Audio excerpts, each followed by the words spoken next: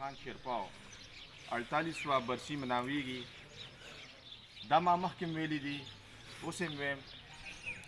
دا زمونږ غیرت ته پښتو ده، پارټي ده. الحمدلله دا هر کال د یو کال نه بل کال چیرې دا برسي ډېره ښه کېږي، ښه درنه مناویږي. او هغې دا وجه ده چې هغه زمونږ شهید وطن سره دا خلک مینه کوي. ملګرو هغه انسان و چې په ډېر سخت وخت کې زمونږ پښتنو لپاره آواز اوچت کړی و، زمونږ پښتنو لپاره جنګېدلی و.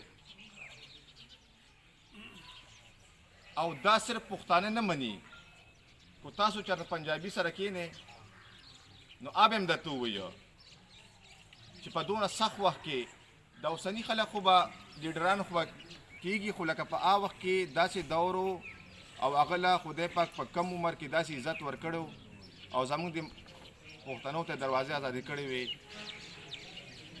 نو موږ له پکار دي چې موږ هم د هغوی د برسۍ کې شرکت وکړو، خو دشمن په هغې کې کامیاب شوی نه دی.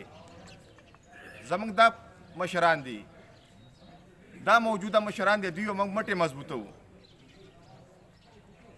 او د هغوی چې کم سوچ و، د هغوی چې کم ویژن و، کم فلسفه وه، نو انشاءالله هغه به موږ کنټینیو ساتو.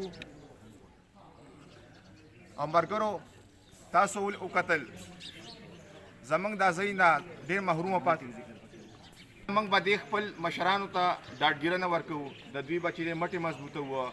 دا زموږ اواز دی، دا زموږ خیرخوا دي.